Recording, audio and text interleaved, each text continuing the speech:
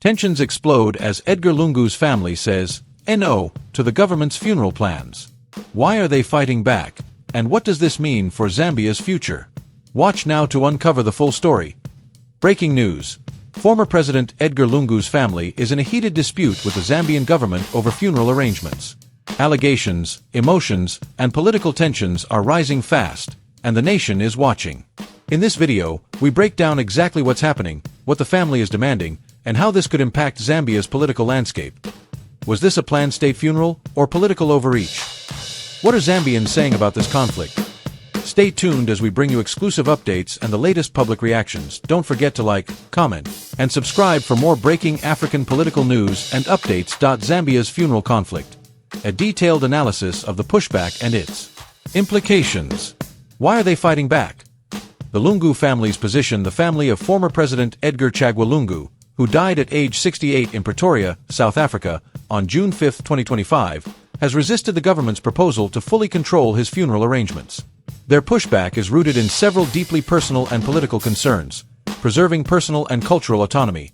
In Zambian tradition, funerals are sacred family-led events, with significant input from relatives on rituals, venues, and eulogies. The Lungu family, led by Lungu's daughter Tassila and widow Esther Lungu, insists on a collaborative approach to ensure the funeral reflects Lungu's personal values and his legacy as a leader of the Patriotic Front, PF. They have demanded the right to choose key elements, such as the burial site, potentially in Eastern Province, Lungu's home region, and the inclusion of PF-aligned clergy and speakers. Mistrust of government intentions. The family perceives the government's push for full control as an attempt to sanitize Lungu's legacy or use the funeral to project the ruling United Party for National Development's UPND authority. This mistrust is fueled by the acrimonious history between Lungu and President Hakainde Hichilema, who defeated Lungu by nearly 1 million votes in the 2021 election. Post-presidency, Lungu faced restrictions, including travel bans and investigations into alleged corruption involving his family and allies, which the family views as politically motivated harassment. Protecting Lungu's legacy, Lungu, who led Zambia from 2015 to 2021, remains a polarizing figure. His supporters credit him with infrastructure development, such as the Lusaka-Ndola dual carriageway, while critics highlight economic mismanagement and democratic backsliding during his tenure. The family fears a state-controlled funeral might downplay his achievements or exclude PF voices, diminishing his influence among his base, particularly in eastern and northern provinces. Opposition and supporter dynamics. The Lungu family stance has galvanized support from the PF and its supporters, amplifying the conflict. Patriotic Front's role. PF leaders, including interim President Robert Shabinga and spokesperson Emmanuel Mwamba, have publicly backed the family, accusing the UPND of attempting to hijack the funeral for political gain. Shabinga, in a June 6, 2025, statement, urged Zambians to stand with the family to prevent the government from turning the funeral into a UPND spectacle. This rhetoric reflects the PF strategy to rally its base ahead of the 2026 general elections. Cultural sensitivities. Zambia's diverse ethnic groups, including the Bemba, Ngoni, and Tonga, place high value on family-led funerals. The government's insistence on full control is seen by some as culturally insensitive, particularly in PF strongholds where Lungu's Ngoni heritage resonates. This has fueled accusations of disrespect, with social media posts on X calling the UPND's approach an affront to Zambian values. Political polarization. The funeral dispute has reignited tensions from the 2021 election, where ethnic and regional divides, UPND's strength in southern and western provinces versus PF's in eastern and northern, played a significant role. The PF has framed the government's actions as an attack on Lungu's supporters, risking further polarization. Government's rationale and pushback. The UPND government, under President Hichilema, argues that a state funeral is standard protocol for a former head of state, citing logistical, security, and diplomatic considerations. Precedent and protocol.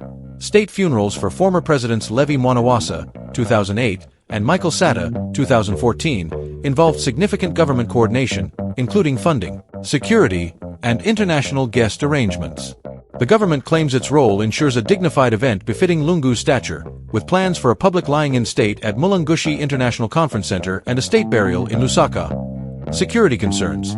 With Lungu's death attracting international attention and potential high-profile attendees, e.g., regional leaders from the Southern African Development Community. The government emphasizes the need for state-led security to prevent disruptions, especially given recent political tensions. Countering accusations. The government denies political motives, with Information Minister Cornelius Muitwa stating on June 7, 2025, that the state respects President Lungu's contributions and seeks only to honor him appropriately. However, the family and PF view this as disingenuous, pointing to ongoing investigations into Lungu's associates, including the seizure of properties linked to Esther Lungu in 2024. What does this mean for Zambia's future? Deepening political polarization. The funeral conflict risks entrenching Zambia's political divides, with long-term implications. Ethnic and regional tensions. Zambia's politics have historically been shaped by ethnic affiliations, with the UPND drawing support from Tonga and Lozi communities and the PF from Bemba and Goni groups. The funeral dispute could exacerbate these divides, particularly if PF supporters in Eastern Province perceive the government as disrespecting Lungu's legacy. Social media posts on X from June 6 to 8, 2025, show hashtags like #JusticeForLungu trending, indicating growing unrest, pre-election tensions. With the 2026 elections approaching, the conflict could mobilize PF voters, who feel marginalized by the UPND's governance. The PF's narrative of a witch hunt against Lungu's family could galvanize its base, while the UPND risks losing swing voters if perceived as authoritarian. Youth mobilization. Zambia's youth, 60% of the population is under 25, are vulnerable to political manipulation, especially given high unemployment, 20% in 2024, and economic hardship. Both parties may exploit the funeral to recruit young cadres for protests, risking violence similar to the 2021 election clashes that left 10 dead. Democratic backsliding. The dispute raises concerns about Zambia's democratic health, freedom of expression, the UPND's sensitivity to criticism, evidenced by the arrest of journalist Thomas Allens Gambo in October 2024 for seditious practices, and the passage of the Cybersecurity Act in April 2025, suggests a shrinking civic space. The funeral conflict could intensify crackdowns on PF-aligned media or activists, with X posts reporting fears of state surveillance targeting mourners. Judicial independence. Ongoing anti-corruption probes against Lungu's family, including the Economic and Financial Crimes Court seizure of $24 million in assets in 2024, are seen by PF supporters as selective. If the funeral is perceived as a state power grab, it could further erode trust in the judiciary, with 45% of Zambians already expressing low confidence in courts. Afrobarometer, 2024. Authoritarian perceptions. The Cybersecurity Act, criticized by the U.S. Embassy for its broad definition of critical information, has fueled fears of government overreach. A heavy-handed approach to the funeral could reinforce perceptions of authoritarianism, damaging Hichilema's pro-democracy credentials. Economic and social impacts. Zambia faces significant challenges, including a 15% inflation rate, a depreciating kwacha, 20% decline in 2024, and a drought affecting 9.8 million people. The funeral dispute could exacerbate these. Resource diversion. A state funeral could cost $5 to $10 million, diverting funds from critical needs like cholera response, 23,378 cases in 2024, or drought relief. This risks public backlash, especially in rural areas where 90% lack electricity access. Social cohesion. The call for national prayers by Lusaka residents on June 6, 2025, reflects public anxiety about division. If the funeral becomes a flashpoint, it could deepen ethnic and regional divides, undermining Zambia's One Zambia, One Nation ethos. Economic stability. Political instability could deter investors, critical for Zambia's copper-driven economy, which aims to produce 3 million metric tons annually by 2035. Recent investments from the UAE and Saudi Arabia in the Mopani mine could be at risk if unrest escalates. Was this a planned state funeral or political overreach? Case for a planned state funeral. The government argues that a state funeral is standard protocol, supported by historical and logistical reasoning. Historical precedent. State funerals from Wanawasa, 2008, and Sata, 2014, were government-coordinated, with public lying in state at Mulungushi and burials at Leopard's Hill Cemetery in Lusaka. The UPND claims its plans align with these, including a proposed 7-day national mourning period and a state-funded funeral to honor Lungu's service. Logistical necessity. Lungu's international stature requires accommodating foreign dignitaries, such as SADC leaders, necessitating state-led security and protocol. The Zambia Police Service estimates 10,000 attendees, requiring crowd control and anti-terrorism measures. National unity. The government frames the funeral as an opportunity to unite Zambians, citing Hichilema's condolence message on June 5, 2025, which praised Lungu's dedication to Zambia's development. A state-led event, they argue, ensures inclusivity across political divides. Case for political overreach. Critics, including the Lungu family and PF, argue the government's approach constitutes overreach. Control versus collaboration. The family's demand for partnership was rebuffed, with the government initially insisting on full control, including selecting the funeral committee and media coverage. This echoes concerns about the UPND's broader governance style, as seen in the Cybersecurity Act's passage with minimal public consultation. Politicization of grief. The PF alleges the UPND aims to use the funeral to project dominance, potentially excluding PF voices or framing Lungu's legacy to favor Hichilema's narrative. Posts from PF supporters claim the government plans to limit eulogies critical of its policies.